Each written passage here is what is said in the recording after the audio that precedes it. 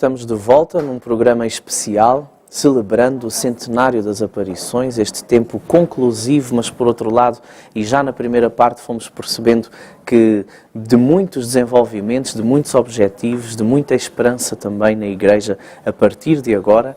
Connosco teve na primeira parte o Sr. Reitor, o Padre Carlos Cabecinhos, e permanece connosco Dom José Cordeiro, Bispo da Diocese de Bragança Miranda, que vai estando connosco aqui para partilhar também sobre a graça deste centenário na Igreja em Portugal, na vida dos cristãos e também estas perspectivas de futuro a partir deste tempo forte vivido de celebrar as aparições de Nossa Senhora do Rosário em Fátima.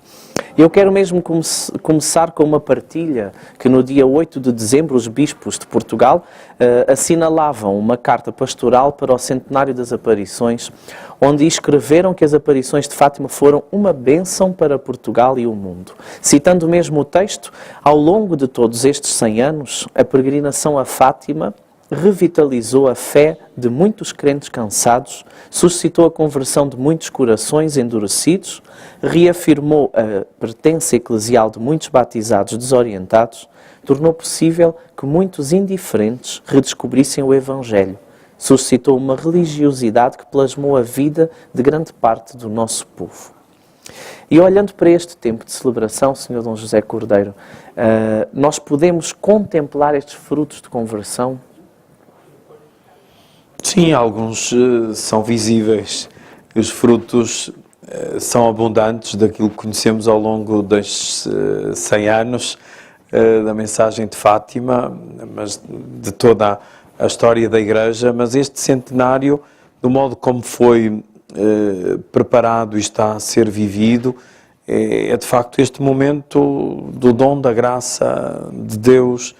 E nós temos esta responsabilidade por pertencermos fisicamente a este território e estarmos mais perto do lugar onde isto se respira e onde este perfume irradia na santidade de todos os que se aproximam de Maria.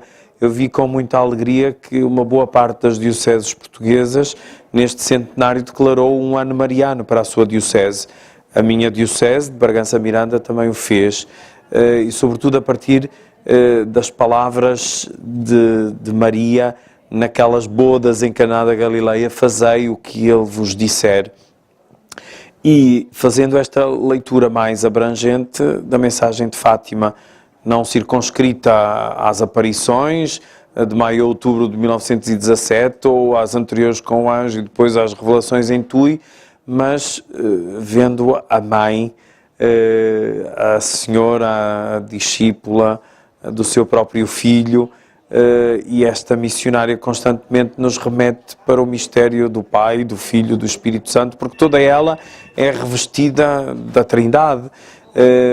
E Nossa Senhora está nestes caminhos que os nossos antepassados nos introduziram, e Bragança Miranda, concretamente, é uma diocese mariana, como tantas das nossas dioceses portuguesas, onde se sente, com tantos santuários, tantas paróquias dedicadas a Nossa Senhora, e então a presença, como eu há bocado também referia, da sua imagem em todas as capelas, igrejas, nichos, famílias, que nos remete constantemente para esta conversão pessoal, pastoral e missionária, como tem sublinhado à exaustão o Papa Francisco. E a mensagem de Fátima interpela-nos para isso. A conversão é um processo.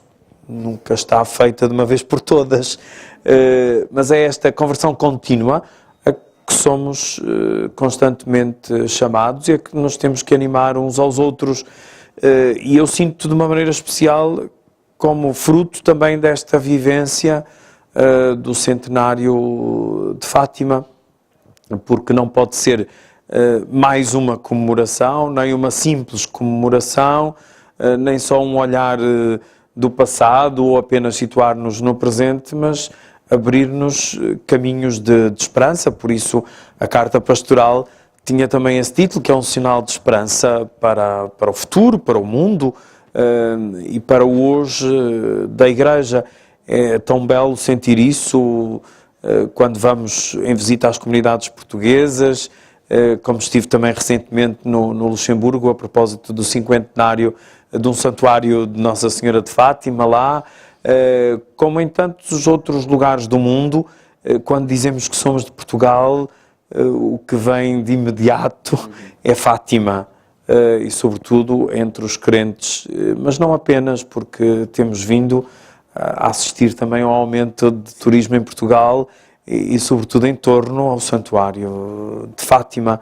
Tudo isto faz-nos pensar e provoca-nos a sermos também cada vez mais estas testemunhas credíveis do Evangelho.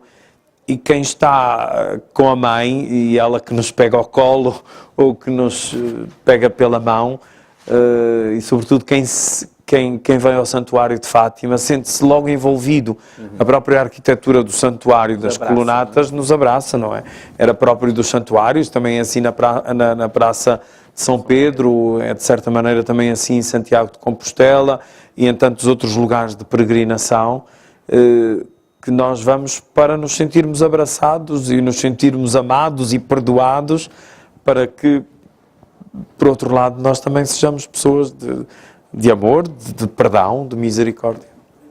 E de testemunho, não é? Principalmente, sim, porque vamos agora deter-nos também sobre um lado que também é uma perspectiva de futuro nesta mensagem.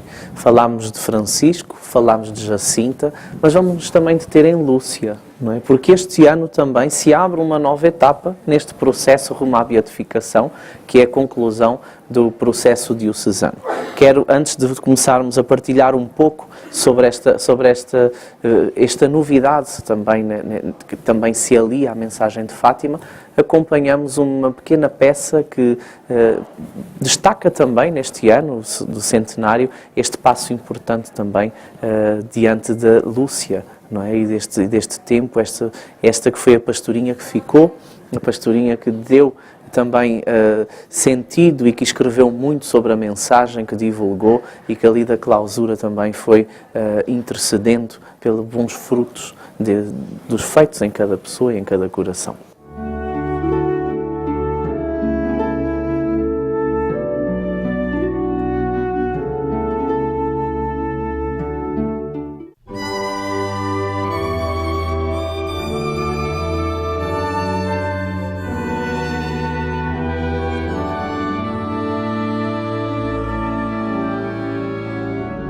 Damos graças a Deus por toda a vida da irmã Lúcia e por podermos encerrar hoje um inquérito diocesano que teve como objetivo fazer a recolha das provas para alcançar a certeza moral acerca das virtudes heroicas, pois em vida, na morte e depois da morte, gozou de fama de santidade, o que nos leva a pedir a sua beatificação.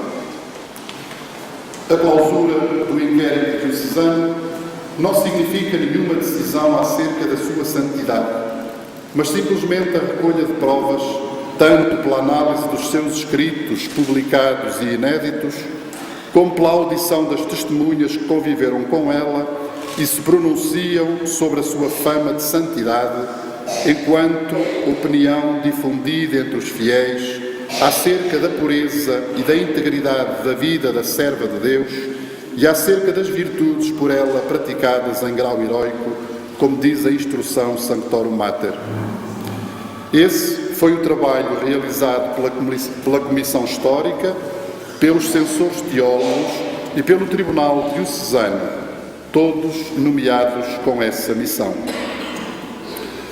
A vasta documentação reunida e tratada com todo o rigor metodológico e formal, é agora enviada à Congregação para as Causas dos Santos, que lhe dará o seguimento previsto pelas atinentes normas eclesiásticas.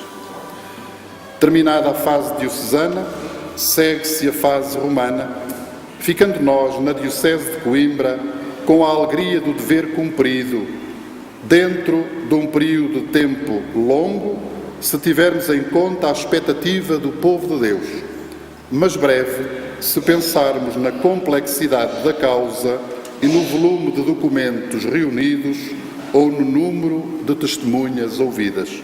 Juro ter cumprido com fidelidade e diligência o encargo que me foi confiado. Juro, da mesma forma, manter o segredo de ofício sobre tudo o que diga respeito a este processo. Assim Deus me ajude e estes santos evangelhos que toco com as minhas mãos.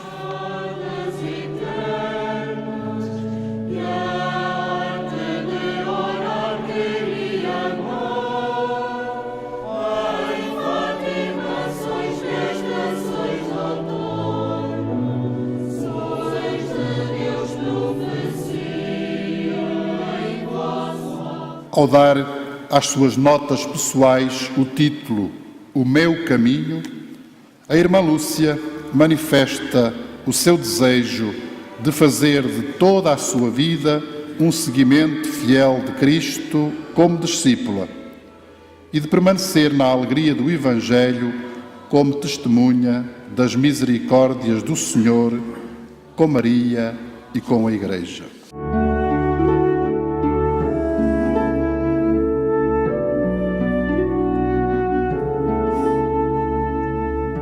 Ficamos aqui com um pouco deste lindo processo, não é, que agora segue em Roma, em vista à beatificação da irmã Lúcia, mas também no início do ano, já no dia 28 de janeiro, Fátima também vive uma experiência bonita do cônego, não é, Formigão também, ser trasladado do cemitério para aqui o mausoléu das Irmãs Reparadoras, uma obra que ele fundou também, e há quem se diz popularmente que ele é o quarto pastorinho, não é? Porque é aquele também que, acompanhando este tempo, esta vivência no santuário, este tempo também é dado para escrever também, dando informação também da veracidade ou não destas aparições e acompanhando espiritualmente também os pastorinhos. Isto quer dizer que Fátima é um território de santos, pode-se dizer assim.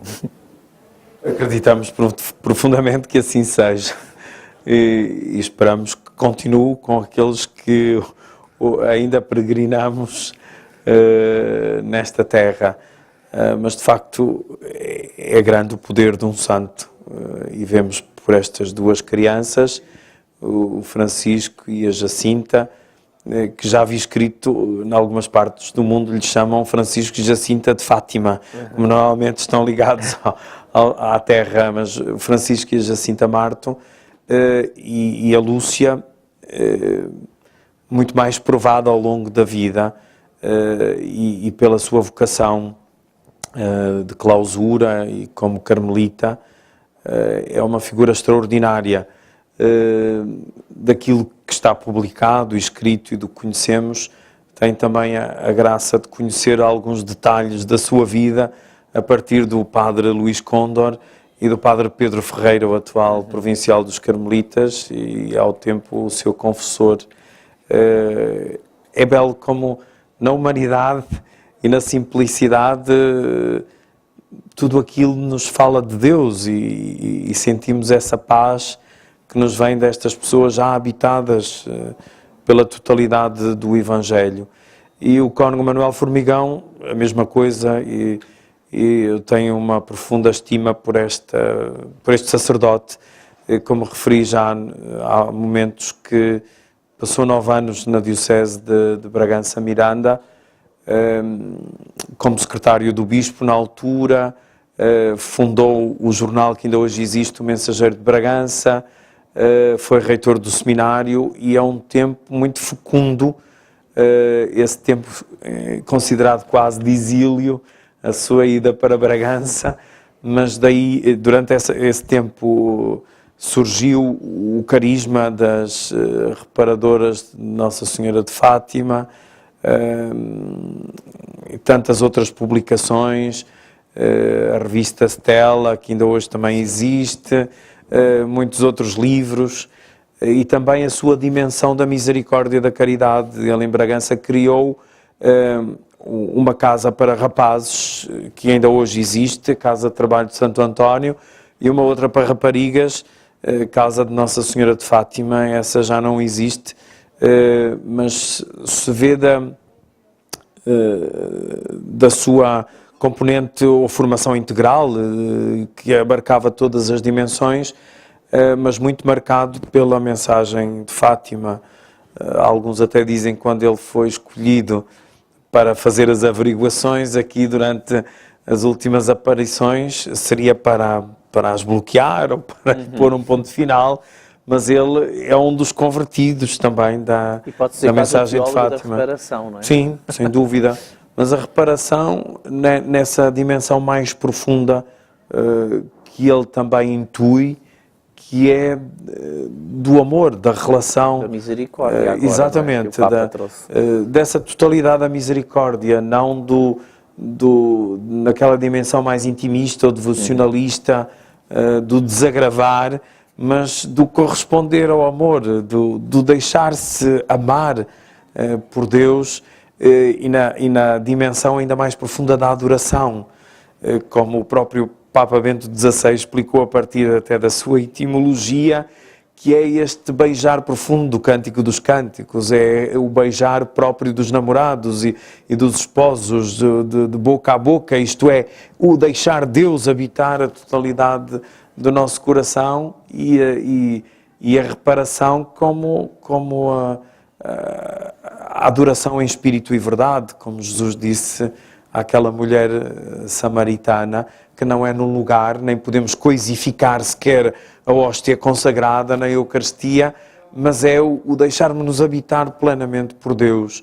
E o Cônego Formigão, e a Irmã Lúcia, e o Francisco e a Jacinta, e felizmente tantos milhares e milhões de homens e mulheres experimentaram isso e viveram isso, e muitos nestes 100 anos, à luz da mensagem de Fátima, porque alguns são da primeira hora. Sabemos que o culto público é de 1930, e disso eu tenho bem presente, porque no Colégio Português em Roma está lá uma imagem magnífica, para mim a mais bela imagem da Senhora de Fátima, em tamanho natural, que foi realizada em 1929, oferecida ao Papa Pio XI, e depois ele ofereceu ao Pontifício Colégio Português, e desde então ela irradia também essa beleza do rosto de Deus, e não me canso nunca de dizer que é sempre uma imagem, é como os sacramentos, são sinais, não são fins em si mesmo, são meios Remetem-nos, não é? Para o encontro com Cristo, não é? O meu Imaculado Coração será o teu refúgio, o caminho que te conduzirá até Deus. Este é o tema do centenário, e de alguma forma esta promessa que é feita à Lúcia, não é, se traduz no dia-a-dia do cristão, do peregrino de Fátima. Posso dizer assim? Eu penso que sim, e eu espero que sim, e acreditamos que em muitos assim é, porque há uma grande diferença daqueles que vêm como peregrinos ou como turistas ao Santuário de Fátima, que também os há. Mas o peregrino tem sempre esse encontro de coração a coração com o Imaculado Coração de Maria, que também não é um órgão anatómico, mas é o próprio filho. O coração de uma mãe são os seus filhos, ou o seu filho, a sua filha. Há ali um ícone na capela da Casa de Nossa Senhora das Dores que traduz isso bem. É o lugar onde a Conferência Episcopal se reúne, e é o lugar onde rezamos conjuntamente, e sempre me interpela cada vez que entro naquela capela, porque esse ícone tem a Senhora de braços abertos, e no lugar do coração tem uma imagem de Cristo com o livro na mão e com a atitude de bênção. E o coração de Maria, o Imaculado Coração de Maria, é Jesus Cristo. Não é uma coisa, mas é uma pessoa, porque toda ela está voltada para Jesus, e sem Jesus não se entende. E por isso ela, ao prometer isso e fazer parte da mensagem de Fátima, é próprio da mãe catequista e discípula missionária do seu próprio filho. Como diz Dante, naquele belo poema, ela é filha do seu próprio filho. E só assim nós o entendemos no mistério da fé. E esta dimensão mariana de Portugal também não se extingue em Fátima, nem começa em Fátima, né? De alguma forma, esta devoção ao Imaculado Coração de Maria, ela traz este relacionamento de Maria com o povo português, não é? Está na nossa gênese de fundação, está em todos os... Como é que o Sr. Bispo faz a leitura, não é, da presença mariana em Portugal, concretamente, esta devoção ao Imaculado Coração de Maria? Sim, desde os inícios da nossa nacionalidade, e não é por acaso que Portugal é conhecido também como terra de Santa Maria, está muito presente, e a geografia mariana habita todo o território geográfico português e também o território humano e o coração da maioria dos portugueses. É do sentir que por Maria parece mais fácil e mais seguro chegar a seu filho. É certo que ela, como disse o Beato Paulo VI, ela não é o centro da fé, porque o centro é Jesus Cristo, mas ela é central. Sem Maria parece que é desencarnado o cristianismo, não é? O mistério da encarnação foi através dela. Ela é decisiva na presença de Deus. Podia ter escolhido uma outra forma, um outro caminho nos seus desígnios, mas escolheu este, e da maternidade desta jovem de Nazaré, que nos dá este rosto humano de Deus ao dar à luz o próprio Filho de Deus e Jesus Cristo, que nos deixa também a ela no alto da cruz como nossa mãe, e como o Papa aqui tão bem sublinhou ao proclamar temos mãe. No fundo disse que quem tem mãe tem de ter gestos tem de a reconhecer, e gestos de filiação e também de fraternidade. E que Portugal também possa, ou cada um de nós, os portugueses, sentir isso, mas nem por isso nos pode tornar mais vaidosos do que os outros. É mais no sentido do dom e da responsabilidade, e esta centralidade também que o centenário veio trazer, e sobretudo as sucessivas peregrinações dos últimos papas aqui a Fátima, e de modo especial esta na raridade das viagens, ou sobretudo no estudo ou na escolha tão criteriosa das viagens apostólicas do Papa Francisco, e inclusive à Europa. O vir aqui 12 e 13 de maio é para nós extraordinário e de longo alcance, e ainda por digerir completamente. Essa era a pergunta que eu lhe queria fazer, porque na primeira parte já disse que ainda está a saborear este tempo de visita do peregrino Francisco, né, Papa Francisco, e as suas palavras. Mas de alguma forma já consegue vislumbrar uma herança deste centenário também na sua diocese? Que herança é que nós poderíamos retirar deste tempo forte na Igreja do Centenário das Aparições?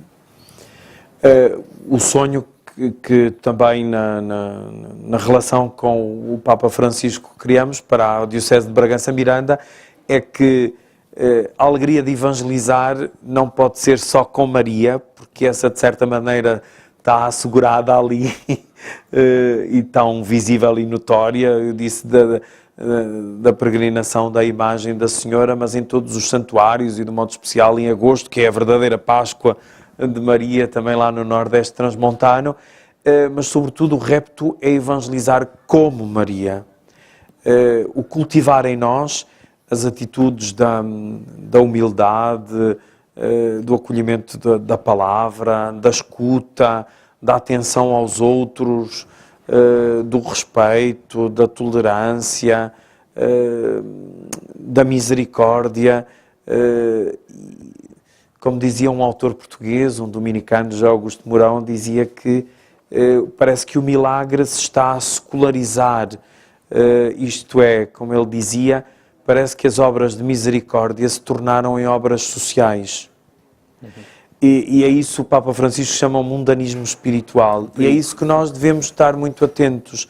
E quem tem Maria por perto e a tem como mãe, não corre esse perigo, ou pelo menos não corre esta tentação tão imediata. Daí que esta herança do centenário se pode traduzir numa convicção maior e numa consciência maior do sentido de pertença a Cristo e à Igreja. Nós estamos a viver um ano jubilar mariano, chamemos-lhe assim, mas estamos às portas de um tempo que o Papa Francisco foi orientando para os bispos do sínodo, não é? Os jovens, a fé, o discernimento vocacional. De que certa forma, não é? A mensagem de Fátima, este tempo, favorece este sínodo também e a reflexão aqui em Portugal em torno da juventude, da vocação, do discernimento vocacional aliado a Maria e à mensagem de Fátima. É desafiante também, eu vejo do modo como os jovens, ao seu estilo, se relacionam com Maria e, sobretudo, se relacionam com Jesus Cristo. A mim custa muito ouvir criticar os jovens, porque creio que a culpa não está nos jovens, mas está nos adultos. Se calhar porque temos poucos adultos que são testemunhas credíveis dos valores do Evangelho, depois temos aquilo que se respira à volta, e os jovens de hoje são, como dizia um amigo meu, são filhos da nação, pois respiram aquilo tudo que está à sua volta e que herdaram dos seus pais, da sociedade, do mundo que vive envolvido. Mas quando lhes são oferecidas oportunidades e propostas exigentes, há uma adesão muito, muito profunda. Na minha diocese temos feito essa experiência, por exemplo, com a Lectio Divina na Quaresma. Fizemos, ao longo destes 6 anos já, a proposta de 5 momentos de Lectio Divina. À segunda-feira à noite foi o dia que eles escolheram e sinto-me feliz porque nós temos tido sempre entre 200 a 250 jovens na Lectio Divina, que agora vejo replicada em várias paróquias, em várias unidades pastorais, mas começamos na Catedral e agora temos na Igreja do Seminário de São José, lá em Bragança, porque é suficientemente ampla. E este ano fizemos a experiência com a adoração eucarística, que vi na participação que tive nas Jornadas Mundiais da Juventude, que era o momento mais marcante para os jovens, tanto na preparação imediata daquelas catequeses antes da vinda do Papa, como nos próprios momentos mais significativos da Jornada Mundial da Juventude. E esse potencial nós temos que o desenvolver. É para mim também uma grande preocupação a relação dos jovens com a liturgia, e quando ouço dizer isso é uma seca, mas como é que pode ser uma seca se é a fonte e o cume da vida cristã? De alguma coisa está mal, não é a liturgia que está mal, é se calhar os atores da liturgia, entre aspas, os ministros, aqueles que temos a responsabilidade, que não estamos a fazer aquilo que nos compete, e temos aqui um enorme desafio. E é com muita alegria que eu vejo cada vez mais jovens a participarem na celebração litúrgica e concretamente em Bragança, na Catedral, que nós só temos uma celebração ao domingo à tarde, às 6 da tarde, e temos cada vez um aumento de participação e de presença dos jovens. É um caminho de esperança e acredito numa nova geração que está a surgir no seio da Igreja e na sociedade mesmo, que nos faz a todos também converter e renovar as propostas do Evangelho, seja na linguagem, seja nos métodos, seja... porque o Evangelho é o mesmo. não podemos inventar outro. Jesus Cristo é o mesmo, a Eucaristia é a mesma, o batismo é o mesmo. Agora, a maneira de o viver e também a pertença a Cristo e à Igreja é que é certamente diferente de alguns anos atrás. Mesmo as razões que me habitam hoje na fé são diferentes daquelas que eu tinha há 5 ou há 10 anos até. O Sr. Bispo percebe que a juventude aderiu ao centenário das aparições na sua diocese, mas, por exemplo, no país. Qual é a percepção hoje da Conferência Episcopal diante deste movimento também dos jovens, com o centenário, com estas celebrações marianas um pouco por todo o lado? Eu vejo que é um crescendo de compromisso na Igreja e basta pensar o voluntariado que existe sobretudo nas férias de verão. Não sei, creio que já são mais de 1000 os jovens que estão em atividades de voluntariado aqui na Igreja que está presente em Portugal. Pensemos também na Missão País de tantos universitários em Portugal. Nas várias dioceses, nas várias paróquias e unidades pastorais e em especial também na minha diocese, sinto com muita alegria este processo de crescimento que cada vez mais a pastoral juvenil e vocacional não pode ser de atividades e de eventos e de animação, mas cada vez mais de um processo de catecumenado, se quisermos, de iniciação cristã, porque a maior parte das pessoas em Portugal são batizados, mas se calhar não são cristãos, isto é, não estão catequizados, não fizeram o catecumenado, e ele está previsto não só para aqueles que se batizam como adultos antes do batismo, mas para aqueles que se batizaram em crianças e depois de terem os seus processos, e cada um é tocado nas diferentes horas da sua história, da sua vida, mas há muito a fazer. E quanto mais nós nos doamos, quanto mais propostas credíveis fazemos, mais sentimos que os jovens participam. Porque às vezes a sua não participação pode ser um motivo de defesa, mas ao mesmo tempo também é uma enorme reflexão para nós, porque se calhar não estamos a ser aquilo que deveríamos ser e aquilo que somos chamados a ser, naquilo que há momentos falávamos do testemunho, porque não é o testemunho pelo testemunho, mas é o ser aquilo que somos chamados a ser, e que a felicidade e a alegria com que vivemos a fé, que seja contagiante para os outros, porque na fé não se cresce por proselitismo, mas por contágio, não é? Nesta conclusão do ano do centenário, não é? Nestes programas que nós vamos fazendo, que também abre um pouco o horizonte daquilo que não se encerra, mas sim que se inicia, não é? Que é este tempo pós-centenário, este tempo de aprofundamento. Eu pediria ao Sr. Bispo uma mensagem pessoal para aqueles que nos acompanham no Sistema Canção Nova de Comunicação.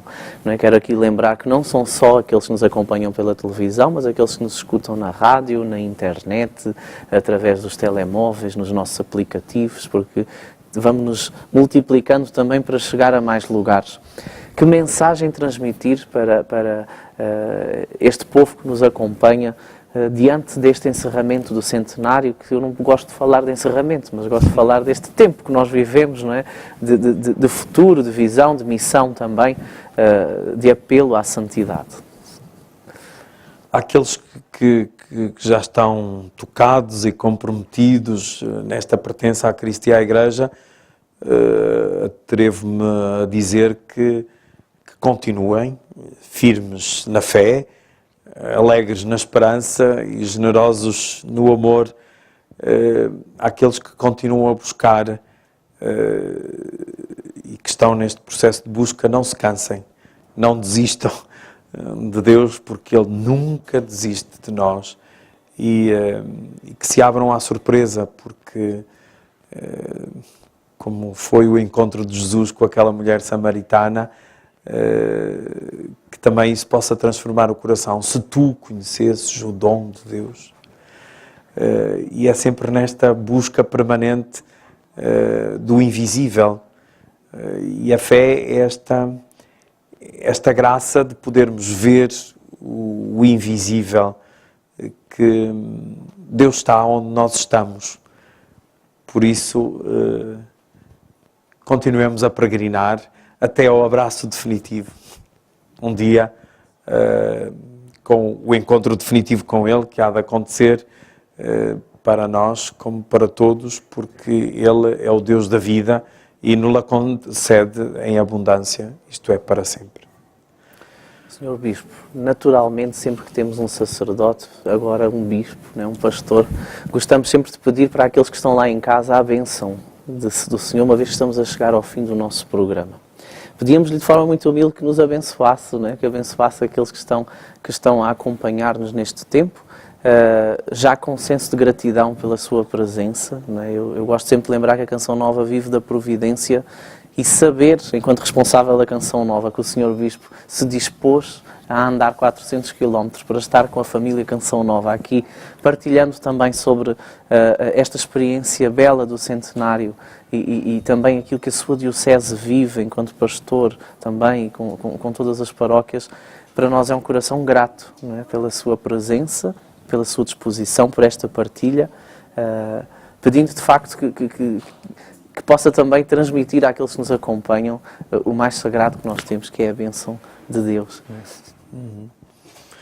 Eu é que agradeço esta oportunidade e esta graça, e então invocamos de Deus a bênção para todos e cada um de nós.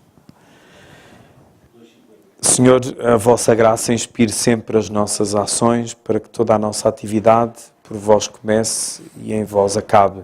Por nosso Senhor Jesus Cristo, vosso Filho, que é Deus convosco, na unidade do Espírito Santo. Amém. Santa Maria, Mãe da Igreja, Rogai por nós.